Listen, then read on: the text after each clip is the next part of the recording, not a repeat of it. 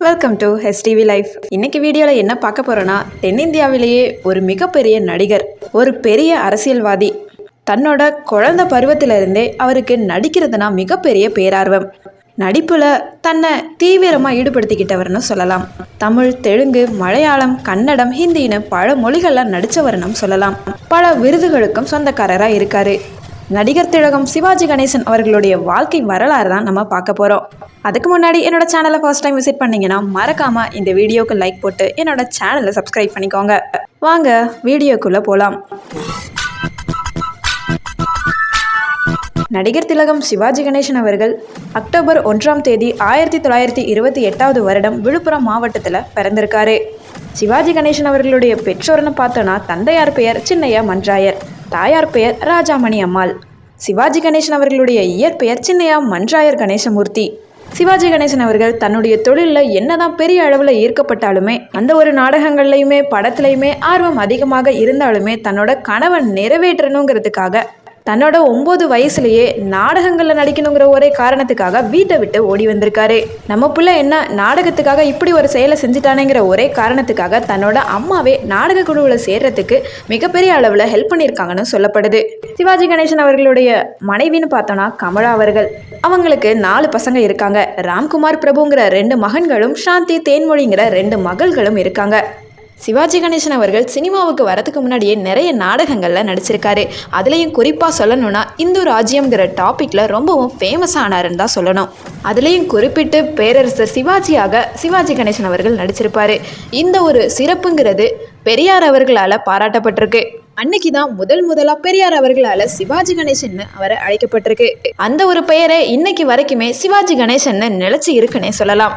தமிழ் திரையுலகத்தில் பராசக்தி படம் மூலமாக முதல்ல இன்ட்ரடக்ஷன் ஆகிறாரு சிவாஜி கணேசன் அவர்கள். அந்த டைமில் ஒரு நல்ல ப்ரொடியூசர் மூலம் எடுக்கப்படுது. ஆனால் அந்த ப்ரொடியூசர் சொல்கிறாரு, ஒரு நல்ல ஆக்டர்ஸ், ஃபேமஸான ஆக்டரை வச்சு நம்ம எடுக்கலாமேன்னு சொல்கிறாங்க. ஆனால் B.A. பெருமாள் அவர்கள் சொல்கிறாரு, இந்த படத்தோட ப்ரொடியூசர் சிவாஜி கணேசன் அவர்களை வச்சு எடுக்கலைன்னா இந்த படம் நீங்கள் வேற யாரை வச்சாவது நீங்கள் பண்ணிக்கோங்கன்னு சொல்லி எடுத்தெறிஞ்சு பேசிடுறாரு. அந்த அளவுக்கு தன்னோட நடிப்பு திறனால எல்லாத்தையுமே கட்டி போட்டவர்னு தான் சொல்லணும். அவருடைய வார்த்தைக்கு ஏற்றவாறே பராசக்தி படத்துலையுமே நடிக்க சான்ஸ் கிடைக்கிது சிவாஜி கணேசன் அவர்களுக்கு. சிவாஜி கணேசன் அவர்களுக்கு அவருடைய நடிப்பை பார்த்து பல படங்கள் குவிய ஆரம்பிக்குது. அந்த வகையில் 2 ஹிந்தி படங்கள், 9 தெலுங்கு படங்கள், 1 மலையாள படத்துலையுமே நடிக்கிறாரு சிவாஜி கணேசன் அவர்கள். இன்னும் சொல்ல போனால் தமிழில் 300க்கும் மேலே படங்களை நடிச்சிருக்காரு. இன்னும் ஒரு ஸ்பெஷல்னு சொன்னோன்னா, அவருடைய நடிப்புங்கிறது உணர்ச்சி பூர்வமாக இருக்கும். அது மட்டும் இல்லாமல் அவருடைய உச்சரிப்பு, தமிழ் உச்சரிப்புங்கிறது ரொம்பவும் தெளிவாக இருக்கும். நல்ல குரல் வளம் உடையவர். அதை தொடர்ந்து சிறப்பான நடிப்பு திறன் இருக்கிறதுனால எல்லாராலையுமே நடிகர் திலகம், அப்படி இல்லைன்னா நடிப்பு சக்கரவர்த்தினும் மக்களாலையும் சரி திரை உலகத்தினராலையுமே அழைக்கப்பட்டார். அந்த டைமில் தேச தலைவர்களோட கேரக்டரை ரொம்பவும் தெளிவாக கரெக்டாக நடிக்கக்கூடிய ஒரே நடிகர் சிவாஜி கணேசன் அவர்கள் மட்டும்தான். இதுக்கு ஒரு எக்ஸாம்பிள் சொல்லணும்னா, கப்பலோட்டிய தமிழன் ராஜராஜ சோழன் இதற்கு சான்றாகவே நம்ம சொல்லலாம். இன்னும் அவருடைய வீர வசனத்திற்கு நம்ம எடுத்துக்காட்டாக சொல்லணும்னா, வீரபாண்டிய கட்டபொம்மன், மனோகரா போன்ற படங்களை நம்ம சொல்லலாம்.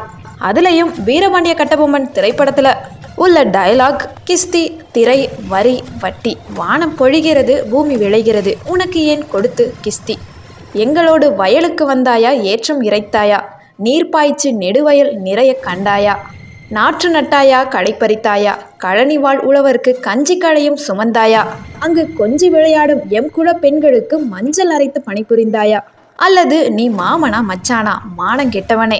இந்த ஒரு டயலாக் இன்னைக்கு வரைக்குமே பேசும்படியாக இருக்குது. சிவாஜி கணேசன் அவர்களுடைய உணர்ச்சி பூர்வமான படத்திற்கு எடுத்துக்காட்டுன்னு பார்த்தோன்னா, வசந்த மாளிகை, பாசமலர். இன்னும் ஒரு படி மேலே போனோன்னா, கந்தன் கருணை, திருவிளையாடல், சரஸ்வதி சபதம் போன்ற பக்தி படங்களும் இன்னைக்கு வரைக்குமே பேசப்படுறதா இருக்குது. நடிப்பையும் தொடர்ந்து அரசியல்லையுமே மிகப்பெரிய அளவில் ஈடுபாடு கொண்டிருந்தார் சிவாஜி கணேசன் அவர்கள். 1955 வரைக்கும் திராவிட இயக்கத்தில் தன்னை ஈடுபடுத்தி கொண்டாருன்னு தான் சொல்லணும். அதை தொடர்ந்து 1961 காங்கிரஸ் கட்சியில் காமராஜர் அவர்களுடைய ஆட்சி பிடிச்சி போய் அவருடைய கட்சியில் இணைஞ்சு செயல்பட ஆரம்பிக்கிறாரு. அதை தொடர்ந்து 1982 வருஷத்தில் நாடாளுமன்ற மேலவை உறுப்பினராக இருந்திருக்காரு. அதை தொடர்ந்து 1987 வருஷத்தில் காங்கிரஸ் கட்சியில் ஏற்பட்ட சில கருத்து வேறுபாடு காரணத்தினால அந்த கட்சியை விட்டு விலகி தமிழக முன்னேற்ற முன்னணிங்கிற ஒரு கட்சியையும் ஸ்டார்ட் பண்றாரு. அதை தொடர்ந்து 1990 வருஷம் ஜனதா தளம் கட்சியில முதல் தமிழக தலைவராகவும் மாறுறாரு. என்னதான் பெரும் நடிகராக இருந்தாலும் அவருக்கு அரசியல்ல எம்ஜி ராமச்சந்திரன் போல செல்வாக்கு இல்லைன்னு தான் சொல்லணும். அந்த ஒரு காரணத்தினாலேயே தன்னோட இறுதி காலத்துல அரசியல்ல இருந்து விலகிட்டாருன்னு தான் சொல்லணும்.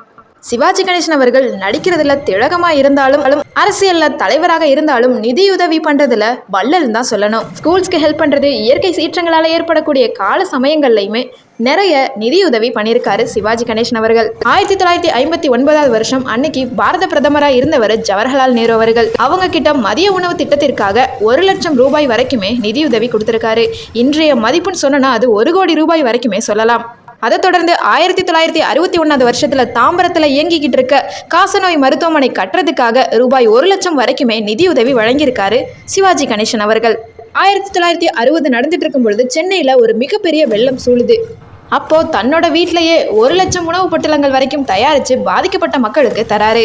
அதை தொடர்ந்து 1965 வருஷத்துல இந்தியாவுக்கும் பாகிஸ்தானுக்கும் மிகப்பெரிய அளவில் போர் நடந்துச்சு. அன்னைக்கு பாரத பிரதமராக இருந்தவங்க லால் பகதூர் சாஸ்திரி அந்த ஒரு போருக்கு நிதியாக தன்னோட மனைவியான கமலா அம்மையாரோட 400 பவுன் தங்க நகையையும் பெங்களூர்ல தனக்கு பரிசாக கிடைத்த 100 பவுன் தங்க பேனாவையுமே மொத்தம் 500 சவரன் நகைய தன்னோட இந்திய நாட்டுக்காக போர் நிதியாக கொடுத்திருக்காரு. இதை தொடர்ந்து கயத்தாறுல கட்டபொம்மன் தூக்கிலிடப்பட்ட இடத்தை விலைக்கு வாங்கி அப்போ தன்னோட செலவுல மட்டுமே கட்டபொம்மன் அவர்களுக்கு சிலை வைத்தார். இப்போ வரைக்குமே அது நினைவு சின்னமா இருக்கு. அதை தொடர்ந்து உலக தமிழ் மாநாட்டிற்காக 5 லட்சம் ரூபாய் வரைக்குமே நிதியை கொடுத்திருக்காரு சிவாஜி கணேசன் அவர்கள். இன்னும் சிறப்பா சொல்லணும்னா சிவாஜி கணேசன் அவர்களுக்கு கோடம்பாக்கத்துல மிகப்பெரிய அளவுல ஒரு நிலம் இருந்திருக்கு. அதை அப்போதைக்கு டவுனா இருந்த நடிகர் நடிகைகளுக்கு வீடு கட்டிக்கிறதுக்காக தன்னோட நிலங்களை இலவசமா கொடுத்திருக்காருன்னு தான் சொல்லணும். இப்போ வரைக்குமே அவருடைய பலனை யூஸ் பண்ணிட்டு இருக்காங்கன்னு தான் சொல்லணும். இவ்வளவு திறமைகளை தாண்டி பல விருதுகளை வென்றிருக்கிறாருன்னு தான் சொல்லணும். அந்த வகையில் 1960 வருஷம் ஆப்பிரிக்க ஆசிய திரைப்பட விழாவில் சிறந்த நடிகருக்கான விருதை வாங்கியிருக்காரு சிவாஜி கணேசன் அவர்கள். அடுத்ததாக 1966 வருஷத்துல சிறந்த விருதான பத்மஸ்ரீ விருதும் வாங்கியிருக்காரு. அடுத்ததாக 1984 வருஷம் பத்மபூஷன் விருது வழங்கி இந்திய கவர்மெண்ட் கௌரவிச்சிருக்கு. அடுத்ததாக 1995 வருஷம் செவாலிய விருது வழங்கி சிவாஜி கணேசன் அவர்களுக்கு கௌரவிக்கப்பட்டிருக்கு.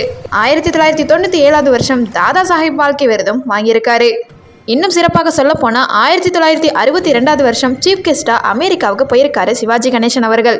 அப்போ சுற்றுப்பயணம் மேற்கொண்ட போது நயாகரா மாநகரத்தோட ஒரு நாள் நகர தந்தையா கௌரவிக்கப்பட்டிருக்காரு நடிகர் திலகம் சிவாஜி கணேசன் அவர்கள். இவ்வளவு பயணங்கள் தாண்டி அவருடைய வாழ்க்கையில ஒரு முற்றுப்புள்ளியும் ஏற்படுது.